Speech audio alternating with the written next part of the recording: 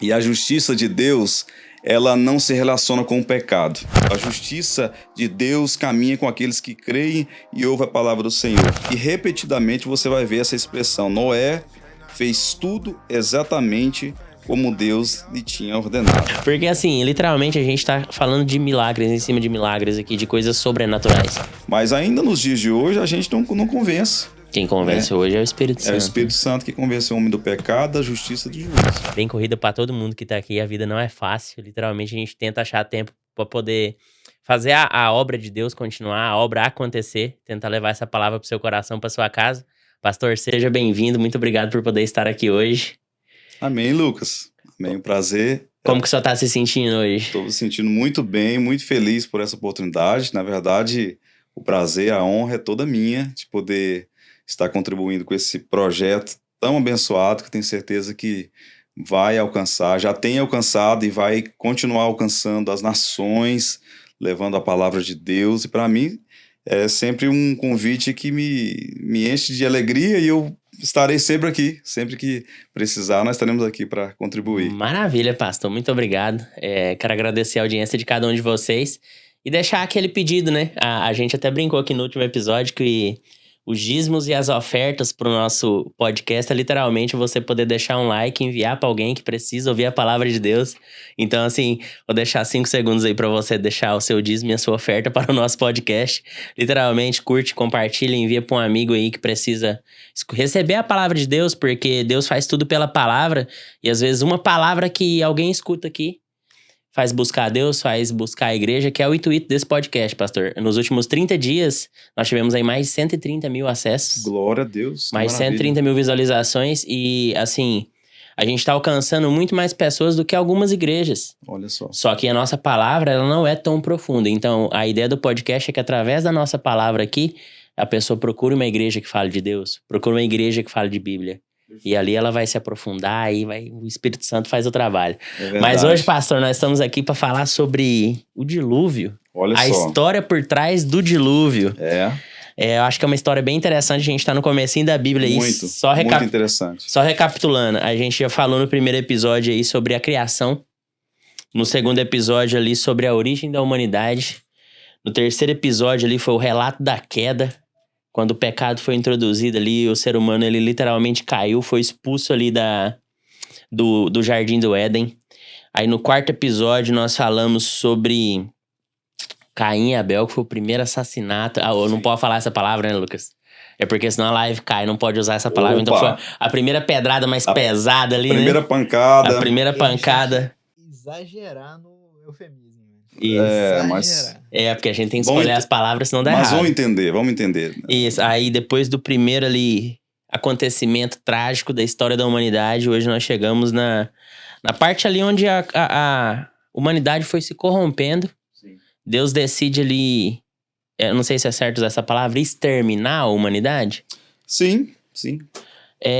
Tem uma parte que eu até deixei separada aqui, pastor, que eu queria até começar por ela, que eu até acho que eu li ela aqui antes de a gente entrar ao vivo. Então, tá em Gênesis capítulo 6, versículo 6. Pra quem, só atualizando, a minha Bíblia ela tá na NVI, na nova versão internacional, então se meu versículo estiver diferente do seu é por causa da versão. Mas vamos lá. Então o Senhor arrependeu-se de ter feito o homem sobre a terra e escortou-lhe o coração. Disse o Senhor: farei desaparecer da face da terra o homem que criei, os homens e também os animais, grandes e pequenos e as aves do céu. Arrependo-me de havê-los feito. A Noé, porém, o Senhor mostrou benevolência. Sim. Assim, o que eu queria tentar entender é a que ponto teve que chegar a humanidade para Deus falar bem assim, me arrependo? E Deus se arrepende realmente de ter feito? Porque assim, quando a gente se coloca fora da história, Deus é eterno. Sim. Ele tá no princípio, no meio, no fim, ele sabe todas as coisas antes de ter acontecido. Sim. Já sabe seu começo e seu final. E como assim Deus se arrepende, pastor? Sim. Primeiramente, nós precisamos entender que esse sentimento, essa tradução, quando nós ouvimos ela, claro que a palavra está explícita, né? Arrependimento, Deus se arrependeu. Mas o sentimento aqui expressado por Deus, ele não é esse mesmo sentimento que nós entendemos quando ouvimos essa palavra de arrependimento. Bem, Deus criou o mundo e tudo que Deus criou, ele viu que era bom. Certo. Deus nos ama. Nós precisamos entender que Deus, lá na eternidade, ele não tem essa ideia de que, olha, vou construir algo para não dar certo. Deus não constrói nada para não dar certo. Deus não construiu o mundo para não dar certo. Deus não construiu o ser humano, não criou o ser humano para não dar certo. A grande verdade é que o nosso Deus, ele é amor, mas ele também é justiça. E a justiça de Deus, ela não se relaciona com o pecado. Então, esse sentimento de Deus de arrependimento foi um sentimento assim de que, olha, eu amo tanto, mas vejo que não dá mais para continuar assim como está. O arrependimento de Deus é diferente do arrependimento do homem. O arrependimento de Deus é diferente do arrependimento de homem. O arrependimento de Deus, porque o amor de Deus não se compara com o amor que eu tenho. A gente pode ver em vários versículos, né, em vários livros, nós vamos ver o exemplo do amor de Deus. Bem, Romanos diz que pode uma mãe se esquecer de amamentar os seus filhos, todavia o Senhor não se esquece de nós. A palavra diz também que, sendo nós maus, olhamos para o nosso filho que pede pão e não damos a eles pedra. Então, é a forma de expressar esse amor que é incomparável, amor ágape, né? Que ele é incondicional. Deus nos ama incondicionalmente. Então, Deus não criou nada para não dar certo, mas Deus também não compactua com o pecado. Daí, se nós voltarmos um pouco na história, nós vamos ver lá a partir de Caim a queda do homem. Então, Caim, a geração de Caim começa a se relacionar com sépticos, e a gente vê que a maldade no mundo ela começa a crescer de tal maneira que Deus diz, não, eu preciso colocar um ponto final nisso. Porque essa humanidade que Deus foi exterminar é literalmente a linhagem de Caim ali pra frente, né? Porque Caim, ele foi expulso ali, basicamente, né? Foi marcado como um assassino ali, que o pecado era explícito nele, mas ele se relacionou, teve um filho e colocou o nome da cidade com o filho, e dali pra frente foi só pra trás. Só para trás, e o declínio da humanidade foi tão grande que no tempo de Noé, Deus viu a necessidade de fazer com que aqueles que haviam mantido aliança com ele fossem salvos. Ou seja, Deus não sentiu prazer na destruição do mundo. Nós vemos a ira de Deus. Deus ele é amor, mas Deus também é justiça. Então nós vemos aqui que Deus, todas as vezes que Deus se manifestou com sua ira, não foi com prazer que ele fez isso, mas ele fez por sua justiça. Então a justiça de Deus não é como a nossa justiça falha. Nós estamos aqui num país, né, de primeiro mundo em que tudo funciona muito bem. Nós vemos que aqui tem pena de morte, mas ainda assim, se nós buscarmos na história, se nós dermos um Google, a gente vai ver vários casos de julgamentos que foram feitos de forma errônea, em que pessoas foram julgadas e foram levadas para a morte e não eram culpados pelo aquilo que fez, né? Então a justiça humana ela é falha, mas a de Deus não. E a de Deus ela precisa se cumprir, porque ele é a própria justiça. E eu acho que tudo que vem de Deus, às vezes é difícil nosso entendimento, porque assim, o senhor falando, tudo que Deus faz é perfeito, tudo que Deus fez quando ele criou, ele viu que era bom. E fez para dar certo. E fez para dar certo. Só que a gente não consegue entender isso com a nossa mente limitada, porque assim, quando fala Deus me ama incondicionalmente, aí eu paro pra pensar, cara, eu sou tão como que ele me ama? Eu não consigo entender a glória do amor dele por mim, porque eu sei que eu não sou merecedor.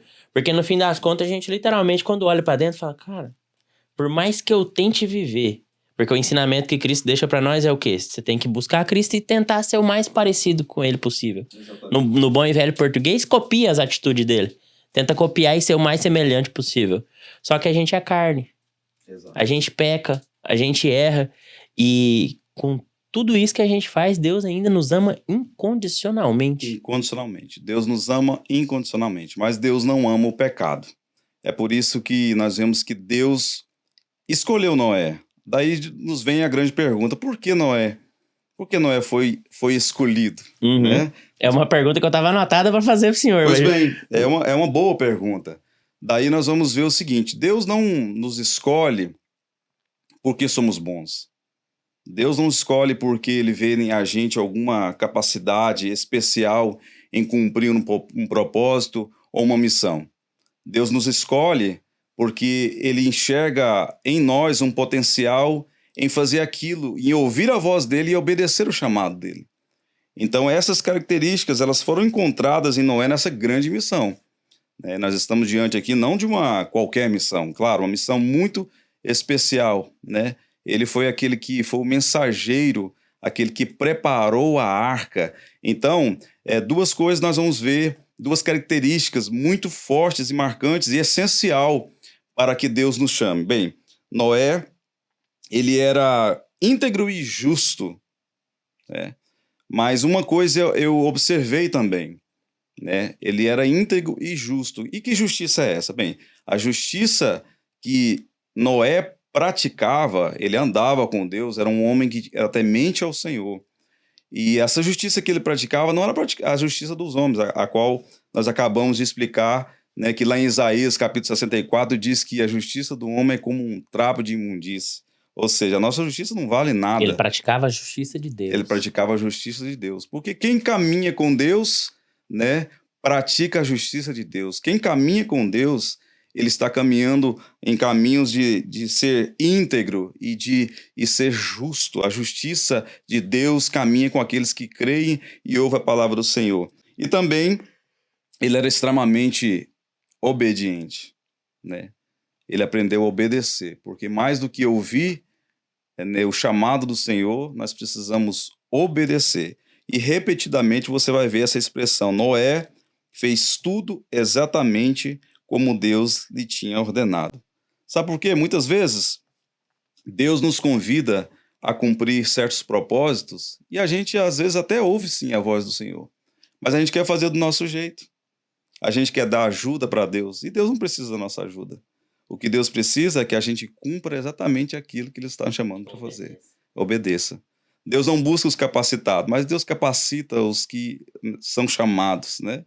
Então, essa é a ideia de que nos traz o entendimento porque esse homem foi chamado para cumprir tamanha missão, né? Noé, ele foi um homem que caminhava com Deus, ele era temente ao Senhor, e Deus encontrou em meio a tanto pecado um justo, que ouviria a voz dele, que obedeceria a voz dele e que o propósito seria cumprido. Então, naquela época, no meio de toda aquela anarquia, tinha um justo ainda.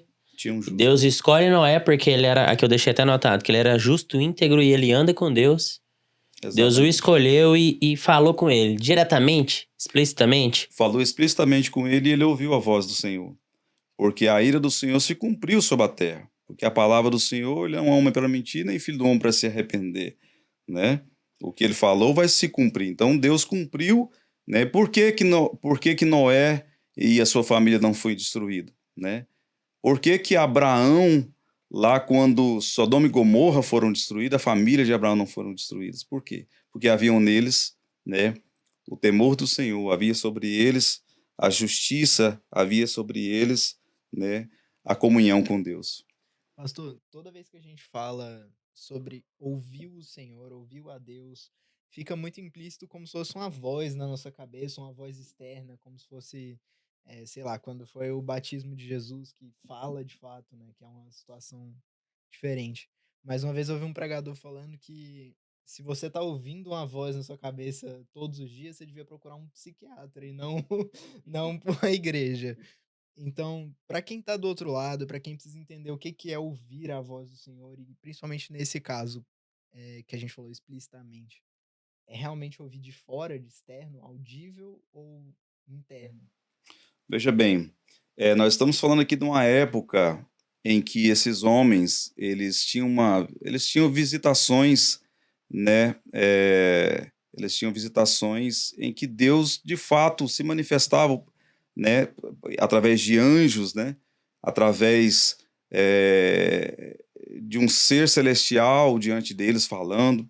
Nós estamos falando de uma época em que ainda a graça do Senhor não havia chegado para esta geração, né? Agora, hoje, nós sabemos que nós somos sacerdotes, templos do Espírito Santo. O tempo inteiro. O tempo inteiro. Então, essa voz é uma voz que ecoa dentro de nós. É uma voz que fala, muitas vezes, audível aos nossos ouvidos, mas o Senhor tem multiformas de se comunicar com a gente, né? Deus tem várias formas de falar com a gente. Então, E naquela época, antes do véu se rasgar, antes do Antigo pro Novo Testamento, a forma de comunicar com Deus era outra também, né? era outra de falar com, né? Então, É interessante nós deixar temos isso ali, bem explícito sim, nós mesmo. temos ali no tempo do tabernáculo, né? A qual o sumo sacerdote é aquele que adentravam e era o único que poderia chegar até o Santo dos Santos. Então, o sacerdote, ele era o representante, né, do povo diante de Deus. Então, ele recebia a mensagem de Deus e levava para o povo. Então, era esse tempo em que a comunicação de Deus para com o povo, ela era operada de uma forma diferente, né? Agora, hoje, nós estamos no tempo da graça. Nós temos num tempo que nós somos, eu posso dizer que nós somos privilegiados, né? Pois nós somos o templo do Espírito Santo. E ele fala aos nossos corações, né? Muitas vezes, como eu disse, às vezes até audivelmente, ou através de sinais, né? Através de sinais, sonhos e revelações. Eu venho de uma raiz assembleiana, sei que Deus ainda pode usar pessoas como em profecias, né? Então, o título de profeta já não existe mais, isso você tem findou lá em Samuel, né? Hoje, alguns Denomina um se profeta. denominam profetas, mas esse título ele já não existe mais. A pessoa pode ser usada em profecia, né? E nisso nós cremos, a nossa doutrina da Igreja Assembleia de Deus crê, e claro, sim, Deus pode usar pessoas para entregar um recado, né? Agora, o importante é que nós estejamos atentos a essa voz, né? Porque muitas vezes nós estamos tão atribulados e tão cheios das nossas vontades que nós não damos tempo para que essa voz possa ser audível, né? Então, a exemplo da vida de imigrante, falando aqui do nosso contexto, né? Claro que tem várias pessoas que estão nos ouvindo agora que não estão aqui nesse contexto de imigrantes, mas bem sabemos que a vida é muito corrida e a gente se envolve com tantas coisas que o tempo de oração, o tempo de consagração vai sendo deixado em segundo plano, né? E chegamos ao final da nossa semana, vamos para um culto, né? E lá ainda saímos dizendo que não ouvimos a voz do Senhor. Bem, eu entrei e saí e não ouvi. Poxa, mas você não deu nem tempo, né? Você não tirou tempo para ouvir, para ter um tempo de qualidade para ouvir a voz do Senhor. Certamente, se a gente parar para ouvir, a gente vai ouvir a voz do Senhor falando com a gente. E Noé escutou essa voz explicitamente. Perfeitamente. E Deus fala com ele e deixa as instruções pra ele. Aí aqui, literalmente, o que eu acho interessante na Bíblia é porque deixa as medidas completamente explícitas, né? Eu peguei um resumo aqui que Deus deu as instruções detalhadas, que foi 135 metros de comprimento, 22 metros de largura e 13 metros de altura. Deve ter 3 andares, uma porta lateral e uma janela. Muita gente entra questionando isso, que assim... Não caberia os animais e o Lucas, a gente tava conversando um pouco sobre isso mais cedo. As pessoas que não acreditam literalmente no cristianismo ou ficam tentando trazer coisas de fora pra descredibilizar isso, sempre levantam as dúvidas. E como que a gente responde isso no evangelho? Bem, quero até deixar um convite para quem mora aqui nos Estados Unidos ou estiver passando por aqui. Eu fui lá na cidade de Kentucky e conheci uma réplica perfeita, das dimensões, com tudo certo. Vou até deixar a foto aqui para na hora da edição colocar para que vocês possam ver eu visitando lá. Enfim, quando você entra dentro da arca, esse prazer eu tive de estar lá no momento, você percebe que sim, isso é possível. Isso é possível sim, né? Mas a Bíblia ao longo dos anos, nós temos visto que a própria ciência tem provado muitas coisas, né? Embora nós não precisamos disso. A fé, Abraão creu e isso foi imputado sobre ele como justiça, é o pai da fé. Então eu creio que a Bíblia, nós não precisamos de todas as respostas. Ao certo também que não teremos todas as respostas que está na Bíblia. Sabe? Por mais que eu fosse, nem sou esse teólogo com tanta profundidade hoje para trazer essa informação para você, Lucas, nós não teremos todas as respostas para dar para as pessoas. Agora, o que nós temos que entender é que a Bíblia ela é um manual de fé, né? Então, quando nós cremos nela com veemência, certos detalhes eles não vão acrescentar, né? Mas nem por isso também vai minar a minha fé em pensar que o Deus que está sendo pregado nesta palavra, ele não é real ou ele não vai cumprir as promessas que ele fez. Então eu prefiro seguir crendo no que a palavra está dizendo, né? Um dia eu estava perto de um certo pastor e ele trouxe esse questionamento. Poxa, mas é um negócio meio estranho, né? Dizer que Jonas ficou na barriga de um grande peixe, aparentemente uma baleia. Eu disse para ele, irmão, deixa eu dizer uma coisa para você. Se a Bíblia dissesse para mim que Jonas tinha engolido uma baleia, eu cria na palavra do Senhor. Então eu entendo que certos questionamentos, né, vão minar a nossa fé e que nem tudo a gente precisa de resposta. Talvez um dia lá na glória, né, a gente possa perguntar pro Criador como que foi esses animais lá, e um não consumiu o outro. Como disse o pastor Misael, se a gente crê no Gênesis 1, capítulo 1, versículo 1, a gente não precisa de mais nada. Que é, no princípio, Deus criou os céus e a terra. Acabou. Pronto. Quer milagre maior do que esse? Não é? Acho que é prova maior do que essa. Então vamos lá. Crer, né? Então Noé seguiu veementemente ali as instruções do Senhor. Deus falou com ele, deu literalmente as medidas para ele. Eu nem vou entrar nessa linha de questionar que como Noé alimentou os animais. Porque assim, literalmente a gente tá falando de milagres em cima de milagres aqui, de coisas sobrenaturais. Sim, mas o texto também mostra as reservas de cereais, reservas de alimentos para que esses animais fossem alimentados. Tem alguns detalhes, né? E quando você também sai um pouco fora... Porque assim, a Bíblia, ela vai nos trazer os textos, né? Os relatos de todos os textos que foram escritos, né? Da palavra do Senhor. Mas eu gosto muito de pesquisas, de livros e autores bíblicos, que eles vão para a pesquisa mesmo, a pesquisa que a ciência comprova. Daí a gente vai ver também alguns detalhes que enriquecem nessas confirmações da Bíblia. Mas seguindo, se eu não cortei o seu raciocínio nesse momento. Né? Não. Hora nenhuma. O que fica muito explícito para mim é assim, cara, o cara receber uma ordem diretamente de Deus, falando que o mundo vai acabar, constrói um barco, coloca um par de cada animal, um casal de cada animal ali dentro, só você, sua esposa, seus filhos, eram 3 filhos, né? Sim. Isso, 3 filhos e as noras. Imagina hoje o Lucas ali, você recebeu uma ordem explícita dessa de Deus, como você reagiria a uma coisa dessa? Não, eu acho que ainda piora, porque eu já ouvi dizer que não tinha chovido na história até então. E quanto tempo que Noé ficou construindo a arca mesmo? Foi por 100 anos? 120 anos ele ficou pregando e anunciando o dilúvio. 120 anos. 120 anos ele pregando e dizendo, olha, haverá um dia em que tudo isso vai ser destruído, mas ainda existe salvação. Olha, haverá um dia, arrependam-se, porque tudo isso vai ser destruído, a terra vai ser destruída, vocês precisam se arrepender e há espaço para que vocês possam ser salvos também. Por 120 anos ele pregou e construiu e foi tido como louco, né? Em 120 anos ele não conseguiu converter ninguém. De tanto que o mundo está desviado, ele não conseguiu convencer ninguém em 120 anos. Assim, tem duas coisas. Ou ele realmente não conseguiu convencer ninguém porque o mundo estava muito desviado, ou ele era um péssimo orador, né? Mas tem outra galera que fala também, o pastor pode me falar o conhecimento dele sobre isso, que podem ter acontecido, como foi 120 anos, pessoas que realmente aceitaram, mas morreram antes do dilúvio em si, né? Já ouvi dizer sobre isso, não sei Sim. Isso pode ter acontecido, sim, mas pode ter acontecido também de pessoas e de esperar, né, a última hora, né? Qualquer semelhança é mera coincidência com os dias de hoje, né?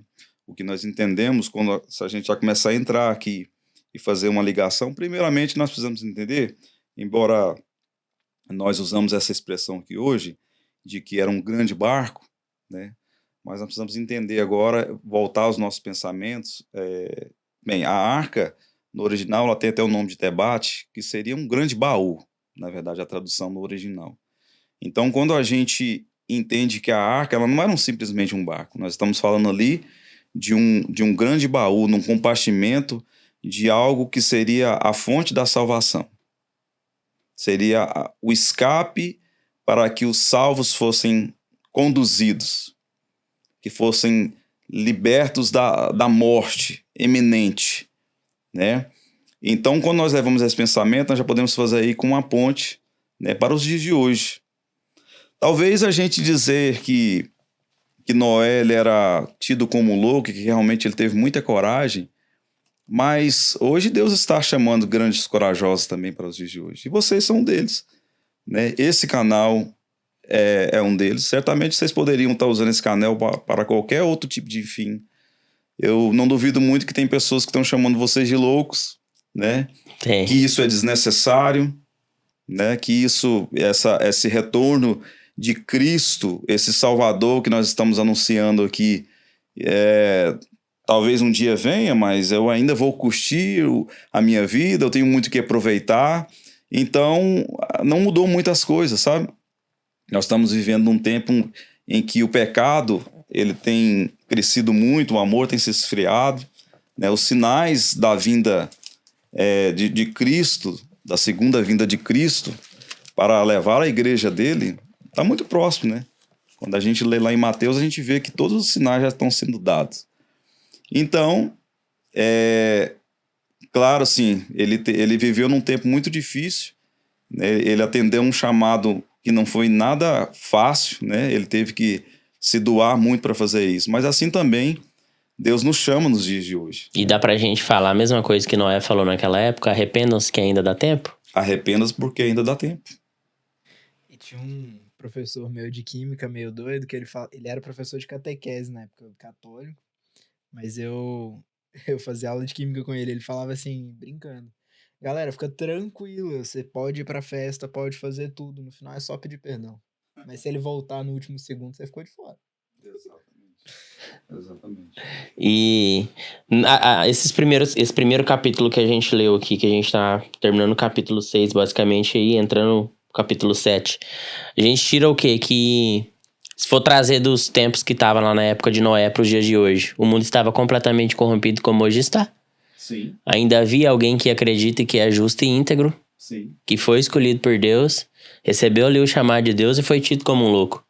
Então nada mudou muito dos tempos de lá pra cá? Nada mudou, mas o que muda é a responsabilidade, né, que nós temos nos dias de hoje.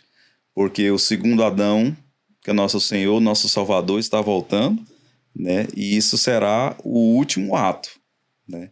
Então, essa oportunidade ela não vai existir mais, né? O grande dia, o dia do julgamento, ele chegará, né, em que a igreja antes será arrebatada e não há mais tempo, né? Então, a volta de Cristo, ela é um evento eminente. Se for comparar a volta de Cristo com o dilúvio, porque eu imagino que, né? Noé recebeu o chamado, começou a construir a arca ali e ele pregou o evangelho ali e falou para as pessoas: há tempo de salvação. Como nós estamos fazendo aqui agora, há tempo de arrependimento, há tempo de salvação. Dobra o seu joelho, aceita Jesus como o caminho, a verdade e a vida. Você vai ser salvo. Se for de todo o coração, beleza. Eu acho que no dia que Jesus voltar, onde as pessoas verem a igreja sendo arrebatada, será que vai ser o mesmo sentimento das pessoas quando viram o dilúvio começar a cair? Tentar se arrepender e não haver mais tempo? Porque uma coisa é você se arrepender antes da chuva chegar. Outra coisa é você se arrepender quando a chuva já tá caindo. Eu creio que eles naquele tempo não teve muito tempo para se alimentar, né? Eu creio que... Foi de uma vez, será? A palavra está dizendo, né? Se a gente ler o texto aqui, a gente vai ver que a porta se fechou, né? O próprio Deus fechou a porta. E a partir dali, né, iniciou-se a chuva. Né? Provavelmente foi um espanto muito grande, né? Porque não chovia muito tempo. E eles viram que algo de ruim estava acontecendo. Talvez alguém lembrou, né? Lembrou da voz daquele homem pregando e dizendo: arrependam-se, ainda há tempo, né? Então, certamente, eu não duvido muito que haverá pessoas que sim, né? Elas vão se lamentar. E há uma linha teológica que diz que, embora o Espírito Santo ainda não vai mais pairar sobre a terra, porque nós estávamos falando agora há pouco da dificuldade de Noé, né, pregando, não convenceu ninguém, mas ainda nos dias de hoje a gente não convence. Quem convence hoje é o Espírito Santo. É o Espírito Santo que convence o homem do pecado, da justiça e do juízo. Por mais que eu seja um bom orador, por isso que nós que fomos chamados, né, que Deus coloca sobre nós esse chamado de pregar o evangelho, e é para todos, né? Para todos vocês que estão assistindo também, que já conheceram a Cristo. Nós precisamos entender que a nossa vida ela tem que ser firmada em oração e em consagração, porque não são as nossas palavras. Quem vai convencer, né, é o Espírito Santo. É claro que uma vida separada é uma vida que a gente já não peca mais. Eu sempre digo isso, a gente não marca mais encontro com o pecado, né? Então aí a gente olha aqui para Noé, a gente vê que, faça até uma comparação, aquilo que Tiago, lá no capítulo 5, disse acerca do profeta Elias, né? Então Elias é o homem que orou, né? E parou de chover, e quando orou de novo, a chuva retornou, orou, né? E Deus mandou o fogo do céu, envergonhando os profetas de Baal. Mas Tiago diz que ele era um homem segundo as paixões que a mim mesmo tenha, que qualquer um tenha, né? Então, ou seja, Noé também teve os seus lapsos, né? Teve seu lapso, né? Ali na sua embriaguez, mas não foi um deslize. Não foi um encontro marcado com o pecado. Não foi um encontro marcado com o pecado. Então nós vamos entender que o cristão, ele vai até pecar. Até a Bíblia diz que quem diz que não peca já está pecando. Nós iremos certamente, em alguma altura da nossa vida, em algum momento, a gente vai deslizar e vai cometer algum erro em pecado. Mas o que nós não podemos fazer é ter o encontro marcado com o pecado. Daí eu vejo o filho dele marcando um encontro, né? Eu vejo o filho dele, né, fazendo aquela cena de expor, né? Expor o pai em embriaguez. Ou seja, esse é o pecado perigoso, né? É o pecado que muitas vezes nós, sabendo da verdade, ainda assim, né, ficamos ali paquerando com o pecado. E nessa paquera, né, uma hora dá errado. Uma hora a casa cai, vamos dizer, né? Eu conheço um testemunho de um pastor que ele era muito bem casado, pastor de igreja, e esse pastor, uma certa feita, ele se envolveu com uma mulher da igreja e ele começou a trair a sua esposa. E ele marcou encontro com a mulher, e nesse encontro, enquanto eles estavam dentro de um quarto, a mulher que estava com ele, claro, né, a mulher que estava traindo, estava envolvida com o pastor, ela foi tomada por um demônio, o demônio usou a boca dela e disse para ele: eu disse que eu ia te pegar, né? Então o diabo não quer nada pela metade. João 10:10 diz que ele veio para roubar, matar e destruir. Mas uma das coisas que o diabo faz com o pecado é envergonhar, né? Então Noé, ele foi envergonhado ali pelo lapso dele de não vigilância, né? Mas foi um lapso. Ele era um homem de Deus e, em certa feita, né, ele cometeu esse lapso ali. Chegando nessa parte aí, beleza. Noé, então, foi o escolhido. Só recapitulando. Foi o escolhido dele, os 3 filhos, as noras. E beleza. As portas do céu se abrindo ali, as comportas e água. A água, 40 dias, né? 40 dias e 40 noites. Exato. Aí, o que eu acho interessante é que a Bíblia deixa explícito também que Noé tinha 600 anos quando o dilúvio começa. Aí as fontes do abismo e janelas do céu se abrem na terra. Todos os seres vivos fora da arca perecem. Então, assim, tudo foi destruído. Tudo foi destruído e Deus anunciou. Olha, vamos ler aqui no capítulo 6, no versículo 3, diz assim: Deus disse a Noé: darei fim a todos os seres humanos, porque a terra encheu-se de violência por causa deles. O que acontece? Como eu disse, Deus não criou o mundo lá na eternidade já pensando que irar-se e destruir tudo. Deus é amor, mas Deus também é justiça. E os animais e a terra, elas perecem com o pecado do homem. Porque elas não recebem juízo, porque elas não têm poder de decisão, né? Os animais, eles não pecam porque eles não têm consciência. As árvores não pecam porque elas não têm consciência. Mas o homem, através do seu pecado, a terra e os animais sofrem por isso.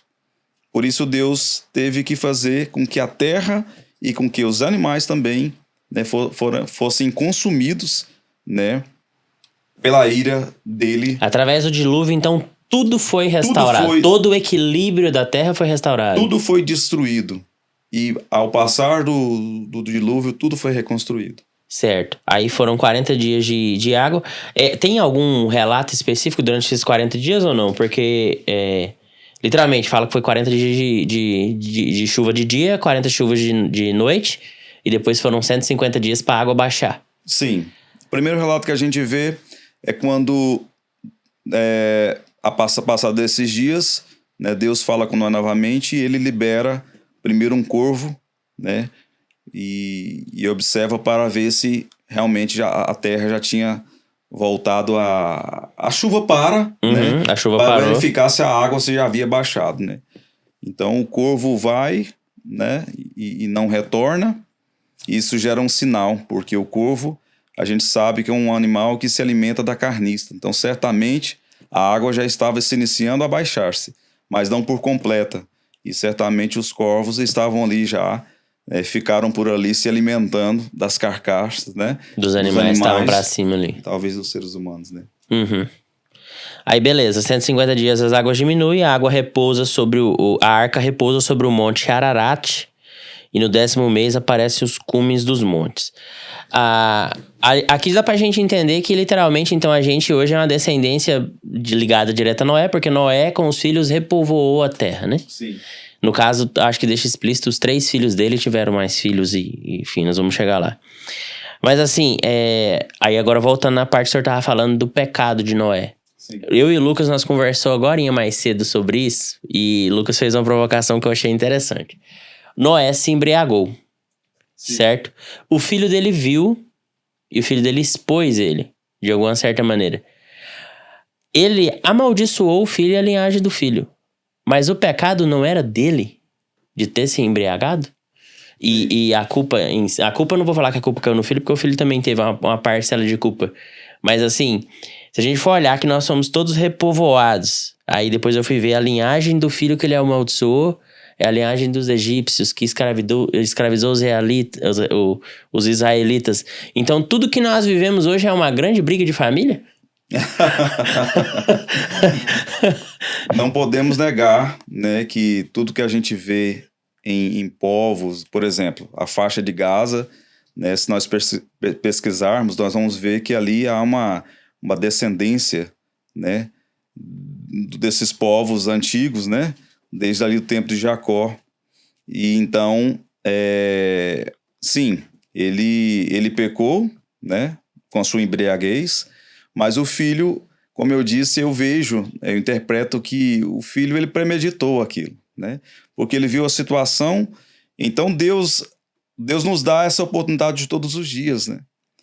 Porque Deus nos ama de tal maneira que ele nos dá o que nós chamamos de livre-arbítrio. Então Deus, ele não nos trata como um fantoches que vai cumprir ali, né, aquilo que ele quer. Ele nos dá a liberdade, ele nos dá a liberdade de fazer o certo ou errado. Nós, como tementes ao Senhor, nós temos essa escolha todos os dias. A todo momento nós temos essa escolha. Nós estamos sentados na nossa casa, mexendo no nosso celular, né? Nós temos a escolha de buscar uma palavra de Deus, de ler a Bíblia, ou de enveredarmos de uma página pornográfica, né? Ou buscar algo ruim, ou tramar alguma coisa em pesquisas, sei lá, no Google, né? Então nós estamos diante do bem e do mal todo o tempo, né? Então o Espírito Santo está nos levando para o caminho da santidade, nos chamando para cumprir as obras do Espírito. Gálatas capítulo 20, né? Capítulo 5. Agora a nossa carne, Paulo disse assim, o Espírito está pronto, mas a carne é fraca. Então Noé, ele deslizou nessa questão, né? A palavra nos instrui a vigiar e orar. A vigilância vem sempre antes da oração. Então, tem muita gente que bate no peito, diz que é homem, mulher de oração, tá ali na igreja, rodopeia, faz aviãozinho, né? Mas quando coloca a perna para fora da igreja, né, já está sem vigilância, cometendo, né, pecados desnecessários, encontros marcados com pecado. Então, nós vemos ali um deslize de Noé, mas nós vemos ali uma maldade da parte do filho, né? Em expor a vergonha do pai. Ele poderia ter feito o contrário, né? Ele poderia... Agora, o fato de Noé ter amaldiçoado, bem, reza aí o tempo da tradição, né? E a gente tem que imaginar que isso aconteceu também numa cultura completamente diferente. Uma cultura, porque, contexto assim, diferente. Né? A gente julgando hoje, no tempo de hoje, como que eu posso colocar em português? Um overreact. Porque assim, pô, velho, ele baniu o filho dele Sim. de tudo e a partir dali, todos os problemas da Terra começaram de novo. Pô, na minha cabeça, Deus acabou de resetar a parada toda.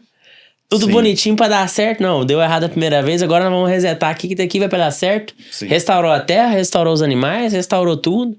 Só Mas veio os animais puros e tudo e... Aí nós precisamos lembrar que nós estamos falando de um homem de Deus, né? Nós estamos falando de um homem que era íntegro, né? E que agia com justiça, né? Então era um homem que tinha o temor e que ouvia a voz de Deus. Certamente que nenhuma palavras de Noé, nenhuma atitude de um homem que fez exatamente aquilo que Deus vai lembrar aqui essa frase, olha, versículo 22, eu marquei até na minha Bíblia aqui, ó. E lá no capítulo 7, no versículo 5, diz, olha, Noé fez tudo exatamente como Deus lhe tinha ordenado. Então, Noé não estava agindo nesse momento de amaldiçoar o filho que cometeu esse erro grave. Ele não estava agindo com a justiça dele. Ele estava agindo com a justiça de Deus. Aquilo que ele carregava, que ele tinha comunhão. Noé fazia exatamente aquilo que Deus havia ordenado. Não sei se isso serve de resposta para você. Serve, hein? Pastor, eu ainda tenho mais uma pergunta. O senhor que tem filho. Em algum momento, com certeza, seu filho deu alguma birra, alguma coisa que te envergonhou de alguma forma em relação a público, né? Sua reação provavelmente foi corrigi-lo e não amaldiçoá-lo. Por que Deus seria justo se ele mostra uma maldição e não a correção com relação a ele? Sim, quando nós colocamos esse questionamento dessa forma que você está me fazendo, nós estamos querendo colocar em prática a nossa justiça. Já começamos errado. E a nossa justiça com Isaías 64 é como um trapo de imundície. Não quero nem dizer nessa live aqui o que é um trapo de imundície. Vai lá no Google e pesquisa. Você vai ver que é algo muito sujo, né, e muito baixo para esse contexto. Então, nós, repetindo mais uma vez, nós estamos falando aqui de uma época em que Deus estava traçando o rumo da humanidade. Né? Nós estamos falando aqui de uma época que Deus estava recomeçando tudo. E Deus quis fazer com que aquele momento a justiça dele fosse cumprida. Então Deus certamente não agradou, né, da atitude dos filhos dele e falou com Noé, o servo dele. E permitiu que isso acontecesse. E permitiu que isso acontecesse. Aí volta lá naquele assunto que a gente pode entender ou não. E a nossa opinião não vai valer de nada. Não, tá escrito, a gente só tá tentando... como disse o pastor Misael, né? O que a gente tem que Deus deixou foi essa porção aqui pra gente poder fazer bom uso e entender da lição dele. Exatamente. É o que nós estamos tentando fazer aqui. Exato. Tirar o melhor entendimento de tudo que a gente tá tentando trazer. É a justiça de Deus e ela é soberana, né? E tudo isso, nós precisamos entender que Deus, essa ira de Deus é o amor dele sendo manifestado. Tudo que esse contexto aqui, a arca, o dilúvio, tudo isso foi feito através do amor. Daí nós vemos aqui o sinal, né, do arco-íris que foi deixado. É mais uma vez Deus trazendo assim um sinal de uma aliança com o homem, né, em que a terra não seria mais destruída, né, assim como nós já falamos aqui. Hoje nós temos a nova arca de Noé, que é Jesus. A terra não vai ser mais destruída, né? Deus tem uma aliança e esse arco-íris é um sinal do amor do Senhor. É o sinal da esperança, né? Que nós precisamos, toda vez que a gente olhar, nós vamos lembrar que Deus fez uma aliança com a humanidade e que existe uma esperança. E hoje a nossa esperança, né? Nossa esperança... É Jesus. Como diz na Assembleia de Deus, é tua vinda. O Rei dos Reis vem nos buscar. E voltando aqui pra linha de Noé. Assim que ele saiu da arca, Deus manda ele sair da arca e a primeira coisa que ele faz é oferecer um sacrifício, né? Ele faz um sacrifício em holocausto, deixa claro ali o Deus que ele o Deus que ele serve. Aí aqui vem na parte que Deus abençoa e faz a aliança com Noé. Deus abençoa Noé e seus filhos, ordena que frutifiquem e multipliquem-se. E os homens podem comer animais, mas não sangue. Antes disso, os homens não podiam comer animais? Bem, essa era uma ordem que foi dada, né? Nesse contexto, né? Nesse contexto de arca, nesse contexto de transporte, vamos dizer assim, né? Uhum. E Deus aí começa a escrever né, uma nova, como que eu posso dizer, umas novas leis, né, um novo direcionamento para a humanidade nesse momento aí, nesse período, nesse contexto. Então foi dada aí esta ordem para eles. Aqui deixou claro aqui que Deus estabelece os ciclos naturais eternos, plantio e colheita, frio, calor, verão e inverno, e o sinal dessa aliança que ele fez com Noé é o arco-íris. Exatamente. Esse arco-íris teoricamente, a gente pode interpretar como um sinal de aliança até hoje? Sim, podemos, certamente. Então, toda vez que eu olhar para um arco-íris, eu posso lembrar que Deus... Lembra da aliança de Deus. Da aliança de Deus. Lembra da aliança de Deus, uma esperança, né?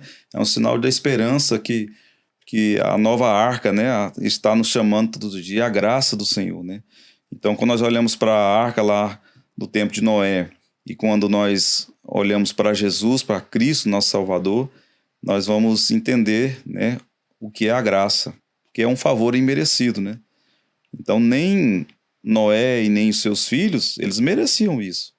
Mas Deus, por amor, né, deu essa oportunidade para eles e para todos que quisessem receber, né? Então, o dilúvio, e hoje nós podemos trazer para o nosso tempo atual, o inferno, né? A vida da eternidade junto com Satanás, tudo foi criado por Deus, mas Deus não criou isso para mandar as pessoas para lá. Na verdade, o inferno não é para quem... não é para quem... Deus não leva ninguém para o inferno. A grande verdade é que nosso Senhor ele nos dá a oportunidade para não irmos, né? Então o dilúvio não foi com a intenção de matar. Deus não queria destruir aquilo que ele criou, mas ele deu a oportunidade para que eles fossem salvos, né? Aquilo que era necessário de ser feito naquele momento, Deus iria fazer por sua justiça, mas ele deu oportunidade para que toda a humanidade, né? Eu entendo que se todos ali estivessem arrependidos, Deus prolongaria os tempos de Noé, construiria mais arca, tudo aquilo que precisava acontecer iria acontecer, porque era uma agenda do Senhor, mas todo aquele que cresce seria salvo, né? Na época foi só Noé. Então Cristo está voltando. Escute isso, você que está me ouvindo. Cristo está voltando. E a palavra diz que ele virá como um ladrão. Ninguém sabe o dia nem a hora. Mas a porta ainda está aberta, né? O convite ainda está sendo feito para todo que crer e for batizado será salvo. E hoje a gente trazendo entendimento de tudo que a gente conversou aqui. Porque a história de Noé, ela basicamente as pessoas conhecem. É o dilúvio, 40 dias, 40 noites de chuva, depois dali pra frente, Noé se embriagou, amaldiçoou o filho e pô, passou pra próxima geração. A história basicamente é essa. Só que como que a gente consegue aplicar os ensinamentos dessa época da história de Noé aqui na nossa realidade hoje? Que a gente viu que Noé era um cara justo e íntegro, andava com Deus. Ele foi escolhido diante de uma população completamente corrompida, onde Deus decidiu exterminar aquela população porque eles não se arrependeram e não se arrependeriam porque... Eu acho que é isso que por causa que Deus acabou exterminando ali o pessoal daquela época. E depois do dilúvio, volta o pecado novamente, volta a população dá problema novamente. Como vou trazer hoje a realidade que a gente vive. Totalmente a realidade que a gente vive nos dias de hoje. Sempre na história, quando a gente for ler a Bíblia, a gente vai ver que o pecado ele ganha espaço quando o povo se afasta de Deus. Assim foi também no tempo de Israel, né, com os hebreus. Nós vamos ver que toda vez que o homem se afasta da presença do Senhor, né, eles se perdem no pecado.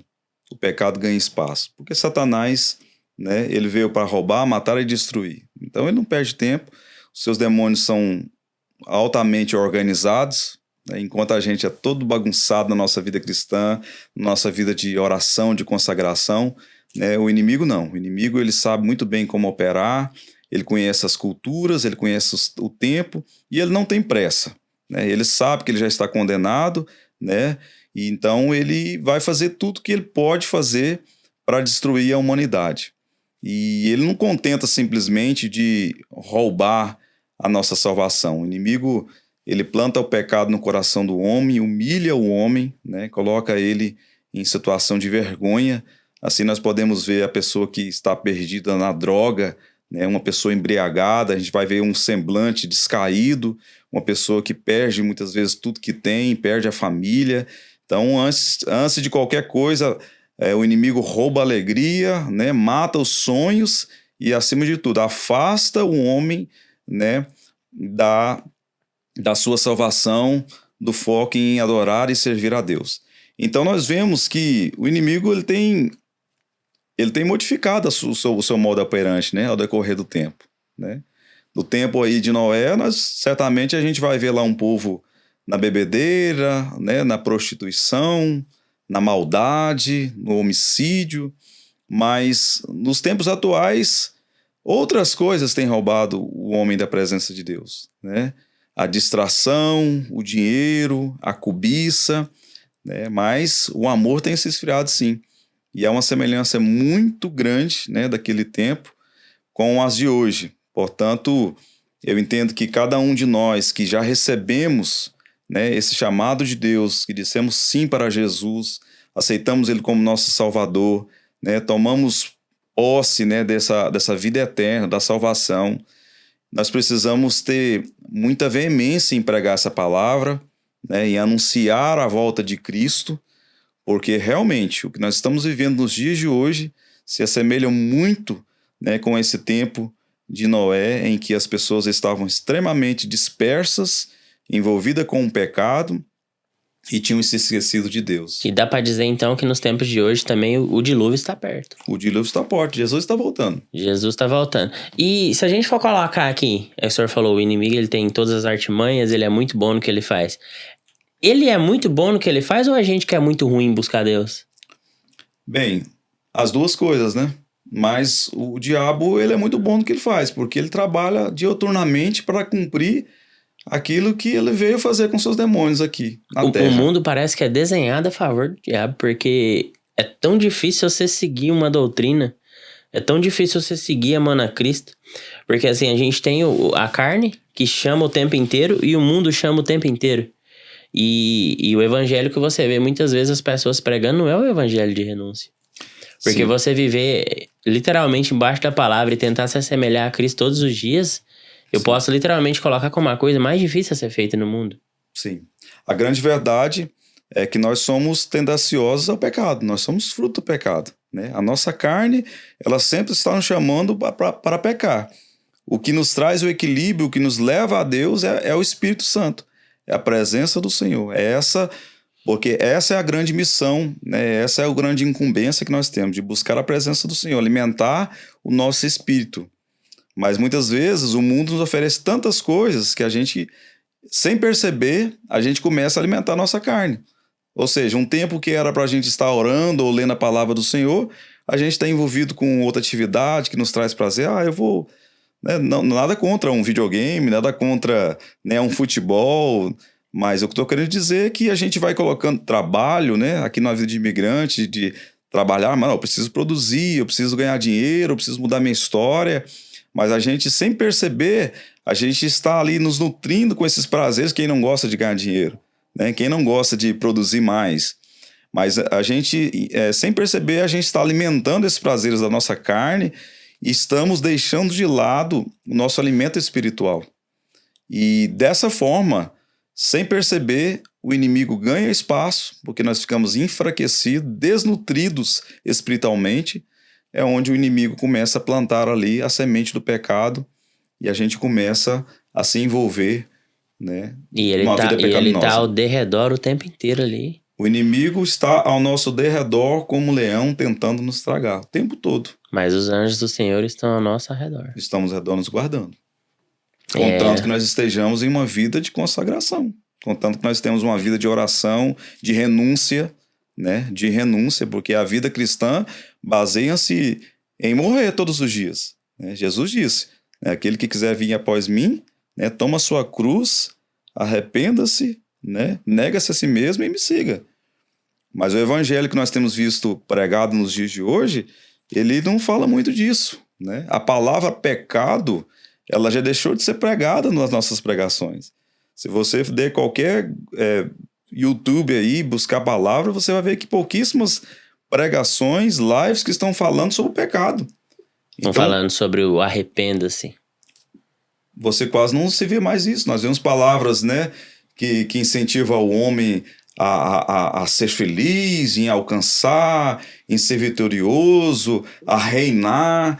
E nós poucos ouvimos palavras. Quem foi, Lucas?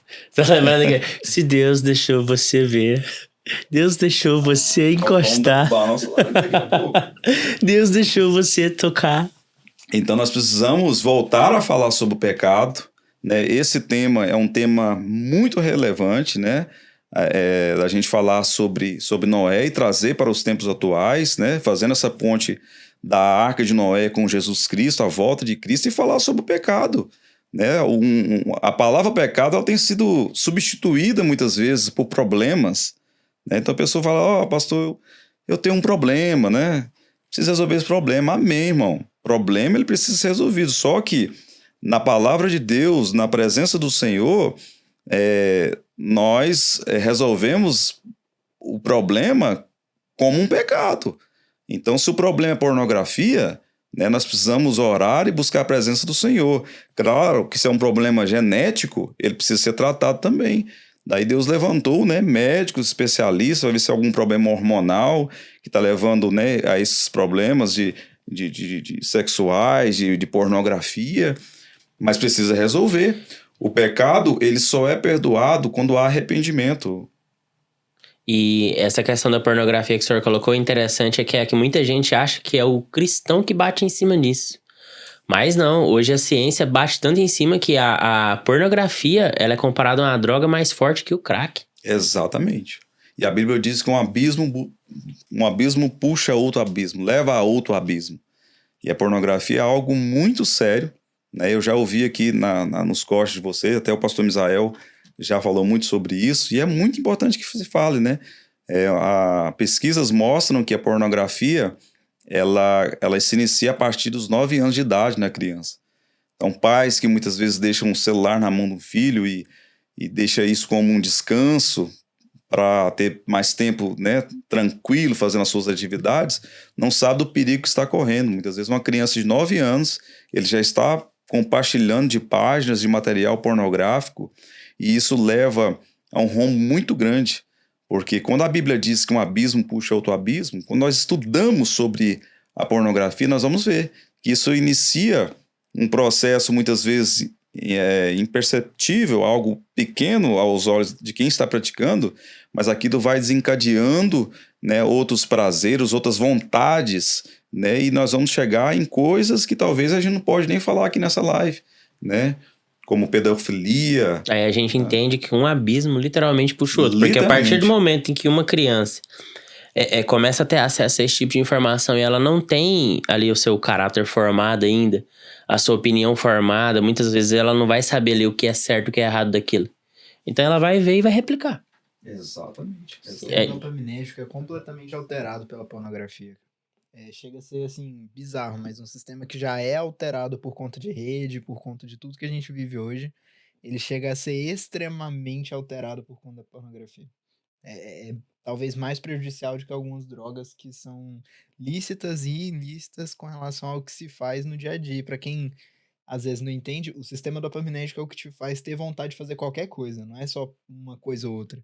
Então, eu tô depressivo, eu tô isso. Pode ser a pornografia que você tá consumindo todo dia. Exatamente. Um abismo puxa o outro. Um abismo puxa o outro. Daí a necessidade da gente ter uma comunhão com Deus muito forte, em oração, né, e termos nosso coração voltado para o Senhor, para a gente não se perder nisso aí. Porque as próprias redes sociais, né, tem hora que eu estou, por exemplo, com o meu aplicativo da Bíblia aberta e aparece tela do lado ali, né, propondo alguma coisa. Ou seja, né, nós estamos expostos a tudo isso. E o inimigo tem suas formas de trabalhar. Como eu disse, nós estamos num tempo moderno, né, em que o pecado ele vai adentrar através de coisas que a gente nem percebe. Lucas?